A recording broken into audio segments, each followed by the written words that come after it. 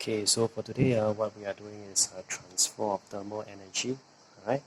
Now, the overall idea of this topic, right, is that heat energy always transfer from a place of higher temperature to a place of lower temperature. Now, in this topic, you will learn three main methods of heat transfer, right? And the first method is actually what we call conduction. Okay. What is the process of conduction? Now, let's imagine if you have a piece of metal rod or any solid, alright? Conduction takes place best in solid.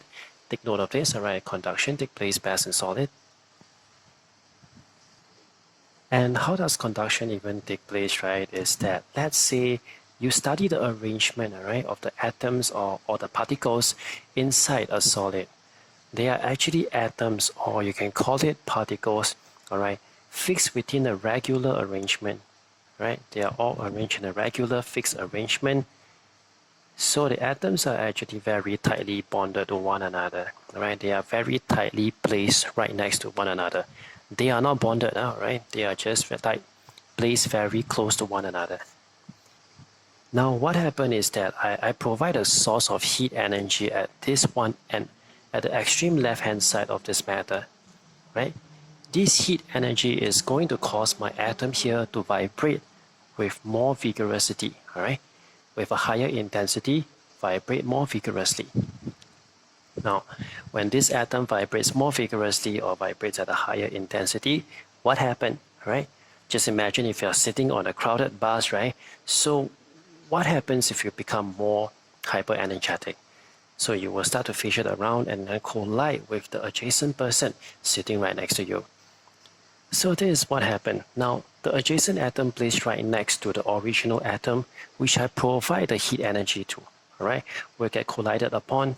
And during the collision, this is what happened. The atoms who collide with the adjacent atom will transfer kinetic energy onto the adjacent atom itself. So now this atom starts vibrating with higher vigorosity, alright, vibrate at higher intensity, and it will collide with the next adjacent atom. And this process continues throughout the layer of atoms, right? This process continues throughout the atom itself. This might collide with this, and this might collide with this, this might collide with this might collide with this. So overall, there's a transfer of kinetic energy from the extreme left-hand side of the matter to the extreme right-hand side of the matter, right? And this is what we call conduction, transfer of thermal energy via conduction. Okay, and there's a point to catch, right? Because transfer of thermal energy will take place best if the particles are very tightly packed to one another, alright? So if you study the arrangement of the atoms of a solid versus a liquid versus a gas, definitely solid, right, would have the highest concentration and density of the atoms per unit volume of space, alright? So that's why solid, alright, the thermal transfer via conduction takes place best in solid. Second is liquid, and the worst is actually air, because the air particles are so widely spaced out. Now, next we are gonna continue with this thermal transfer via convection. The process of convection works this way. Let's say if I have a source of heat, this is my candle flame, right? My candle flame is actually providing heat energy to the surrounding air. Take note that the air particles inside my surrounding air are free to move around, right? When they are free to move around, we can consider my surrounding air around the candle to be a fluid, alright? A fluid. So this is what happened. Now, the column of the air that is directly in contact with my candle flame here will get heated up. And when they heated up, they move more intensity. They move with a higher kinetic energy, they move at higher velocities. And when that happens, right, the average spacing between individual air particles inside the air space itself, which is in direct contact with the flame, increases, right? So when the separation distance between these air particles increases, then what happens? It results in a reduction in the density of the air, alright? It results in a reduction in density of the air for that air column that is in direct contact with my candle flame. So this is what happens, and after there's a reduction in density, now air is considered a fluid. When the column of air at the bottom reduces in density, right? It drops in density, it starts to float. And the column of air that was originally in the upper region, all right, in the upper region of space is now being pushed out by this hot air that flows in. So that region of air that was in the upper region previously, right, was colder. And when it's colder compared to the heated air that just flows up, all right, it's colder, and that's why it sinks to the bottom. When that colder air actually sinks to the bottom, it itself gets heated by the candle flame again, and that's why the process actually continues. That cold air is now being heated by the candle flame and expands in volume, which results in a reduction in density, and later on it floats out to the upper region of space again. Alright, and these cycles will continue, and this is what we call, alright, a convection cycle has been formed. Now the same can be explained if I were to boil maybe a cup of coffee, alright? So let's say that this is actually a pot, or let's say this is a cup. So my candle flame is heating some liquid here, alright? Let's take for daily life example, we use coffee. So in this case, now my candle flame provides heat energy to my coffee, which is a fluid, because the particles that mix up my coffee, alright, can actually move about, and they are free to actually fill the space of the container. So when the column of the liquid at the bottom, which is in direct contact with the heated portion of the pot, right? The heated portion of the cup at the bottom. So definitely the bottom region of the fluid will get heated up faster. When they get heated up faster, what happens? The volume expands, right? So there's an increase in the volume of the column of water, or the column of the coffee here at the bottom region of the cup. This results in a reduction in density and causes the volume of the coffee to float up, right? And when they float up, what do? They will displace the existing coffee at the top of the cup. So the top of the cup is now, the column of the coffee, or the volume of the coffee that was originally at the top of the cup, is cooler compared to the heated coffee that just flows up. So when it's colder, that's why the average spacing between the particles in between adjacent coffee molecules is actually lower. That results in higher density, and the column, or the volume of the coffee, is now floating down, right? So you can see when the colder volume of the coffee floats down, it gets heated up again, expand in volume, and then reduce in density, and it starts to float up and displace the now cooler region of the coffee that was on the top of the cup, which loses heat to the surrounding, alright, via radiation, via conduction, and via evaporation too, alright? So this is the process where it kickstarts another round of convection cycle. Now the third point that we are going to go through is called radiation. And radiation, right, by this word, it just refers to a method of heat transfer that doesn't require any medium, alright? So actually you can see radiation as a packet of these electromagnetic waves, right? Radiation, or transfer of thermal energy via radiation, you can see is actually a packet of electromagnetic waves. Let's say A is actually at a higher temperature than B, alright? A would transfer heat energy onto B if they are placed next to each other, alright? And there is a region of empty space between them. Alright, this region of empty space is what we call vacuum. Not even air particles is present, alright? It's totally empty, and that's what we call vacuum. So A would actually emit out this packet of the electromagnetic waves, which we call radiation, and then the radiation, right, this EM wave would actually travel towards B, and B would actually absorb this EM wave and experience a slight increase in temperature.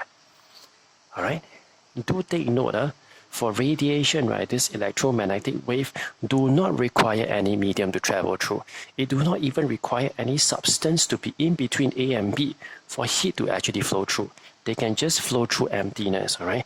A region of space that is totally empty, which we call vacuum. That's why we call radiation. It does not require any medium, right? It is the unique feature of radiation. Now, how fast does radiation take place, right, would actually depend on three factors. One is actually the temperature of the substance, right? compare two substances. One is at room temperature of 298 Kelvin. The other one is at 100 degrees Celsius or 373 Kelvin. All right. Both of the objects, let's say if they are the same size, same volume, same surface area, same color, all the properties are the same except the temperature, right? The object with the higher temperature would actually give out, a larger quantity of these packets of electromagnetic wave, which we call radiation. So they radiate, this higher temperature object would actually radiate out much more heat energy as compared to the object at lower temperature. Okay, so the next condition we have is a surface area. Now let's compare my drawing here. So I have two similar objects that are same in color, same types of objects, same types of material, even after the atomic structure, the atomic structure that makes up these two materials are the same. They have the same physical properties, they have the same chemical properties. The only things that differ is their physical area, right? So definitely the larger surface area, you can see there's a much more quantity or a larger number of these packets of electromagnetic wave that is radiating out from the larger surface area as compared to the smaller surface area. So what can we say? We can say objects with a larger surface area would actually have a higher radiation, a higher thermal radiation. The third point that we are going to go through is a condition of surface. So now, conditions is actually the comparison between the different types of surface. Let's say if I have a black and dull surface compared to a shiny and silvery surface, a shiny and smooth surface. So which of this object containing two different types of surface would emit out, a larger quantity of this electromagnetic wave, which we call radiation. Right? Which one is a better radiator of heat and which one is a better absorber of heat? So there's one key point to note. Now, when you have a black and dull surface, black and dull surface always win, Irregardless of whether you are comparing the rate of thermal emission or whether you are actually comparing the rate of thermal absorption, They are actually better absorber. Black and dull surfaces are better absorber of radiation, and black and dull surfaces are also at the same time better emitter of radiation, which means they absorb heat easily via radiation and they lose heat easily via radiation as well, Black and dull surface always win, always win as compared to a shiny and silvery smooth surface. Okay, at the back part of this topic, you guys are supposed to familiarize yourself with the inner working of a vacuum flask. So this is the drawing of a vacuum flask, and let's explain the components, In between here, you actually have your hot fluid, your hot liquid. So let's say if you want to keep your coffee hot, throughout the day, or at least prolong the duration in which you can sustain that hot temperature, So you don't want your cup of coffee to cool down in just like 10 minutes or maybe 15 minutes. So you place it in a vacuum flask. But how is a vacuum flask capable of sustaining the amount of heat energy and maintaining, the degree of hotness in your cup of coffee? So let's see. Now, in between these two inner walls, these two are actually what we call the double glass wall, The double wall glass vessel. There's actually a double layer of the glass that actually entraps a layer of the vacuum in between them, Take note. There are two layers of the glass wall, and in between the glass wall, there's actually a vacuum, trapped between it. And take note of the color of the inner walls, of the glass wall. So here, at the interior surface, here, the silvering, the inner surface is actually painted silver. At the interior surface area of the second double layered wall, You see here, there's actually a double layered wall. At the second layer here, the interior coloring is also silvery, It's also silvery. And later on, I will explain why. So what happens is that conduction is now being minimized, Conduction, heat loss via conduction to the surrounding is being reduced, significantly reduced and minimized because of why? Because there's a layer of vacuum. And when there's a layer of vacuum here that actually prevents, all right, if there's air particles, the air particles can vibrate and collide with one another and eventually transfer the heat energy from one side of the wall to the other side of the wall. But now it's vacuum, it's incapable of doing so, all right? That's why heat loss to the surrounding or the exterior of the thermal flask to the surrounding is minimized with the aid of the layer of vacuum. On top, there's actually a stopper, and this stopper most likely will be made of thermal insulator.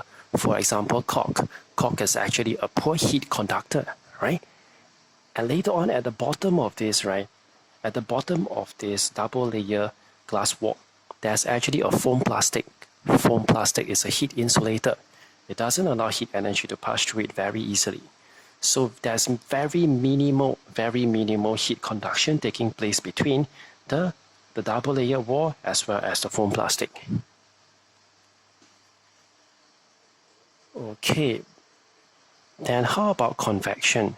Now, let's say now you can see, right, this region of space. All right, let's say, okay, this region of space we'll explain later. Let's presume now this layer of the empty vacuum space here, right? What happens if it's not vacuum? What happens is if it's actually filled with air particles. If it's filled with air particles, right, the air particles is capable of forming, all right, a conduction current.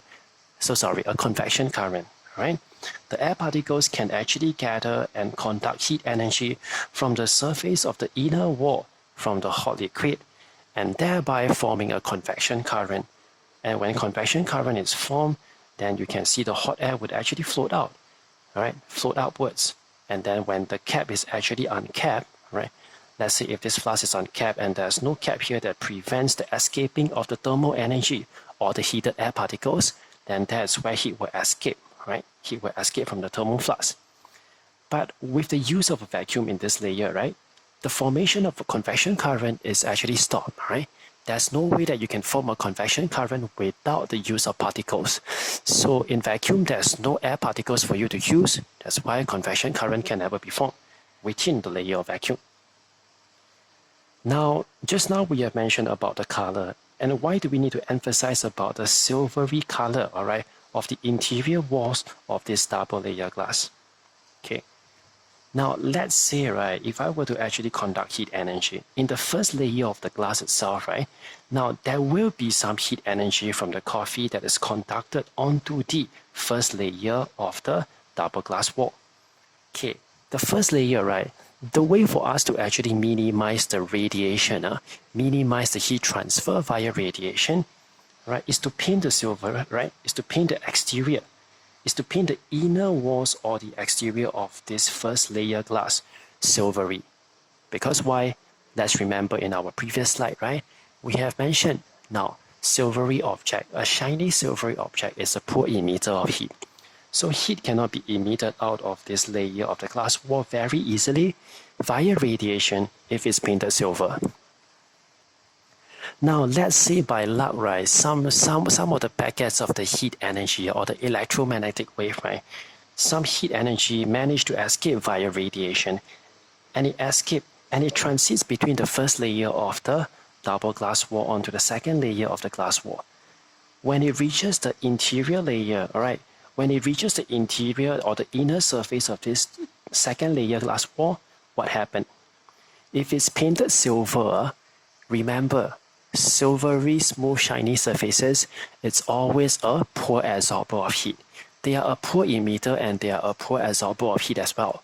So even if the heat energy managed to actually escape out of the first layer of wall, when it reaches the second layer, right, being painted silver in color doesn't absorb the packet of electromagnetic wave. It doesn't absorb the heat energy that well. So this will actually minimize the amount of heat loss, right, or transfer between these two layers of glass wall. All right. The selection of colors between the inner walls of these two double layer glass, it's actually, all right, a very good way to prevent or minimize the heat transfer out of this, all right, out of these inner walls of the vacuum flask. So yes, then you might ponder about this, all right? So why through all this lengthy explanation and why through our scientific study of a vacuum flask, there seems to be no way that heat can actually escape. But why eventually when I leave my coffee in the cup or the thermal flask for a few hours, it still drops to room temperature? Why is that so? Right? There must be a way that heat is actually conducted, right, out of the vacuum flask. So where does it occur? So this is where. Now, in between this liquid, right, in between this coffee that you fill, above it, there's an empty region of space, and this space is actually filled with air particles. Now, air particles, they are able to conduct heat energy via conduction, right? The surrounding air that's actually above the column of the hot coffee you have, all right, is capable of conducting heat energy away from the coffee and conduct it onto the stopper itself. And then what happens when the heat energy reaches the stopper? Now, the stopper is also in contact with the cap, all right? The stopper is also in contact with the cap, or the stopper is also in contact with the walls at the neck. So this is the neck of the, all right? This is the neck of the flask, but the stopper is tightly fixed by the neck of the flask, which they must be in contact. So when the stopper gathers all this heat energy, they will conduct the heat energy to the walls at the neck or the cap. And when the cap is in contact with the surrounding environment, the cap would then transfer the heat energy onto the surrounding environment. So there are still ways that heat energy can leak out of your hot coffee from a thermal flask. It's just that, all right, the number of ways is reduced, and that's why eventually, all right, it takes a prolonged duration for the cup of coffee to drop to room temperature. Okay? And that is the conclusion.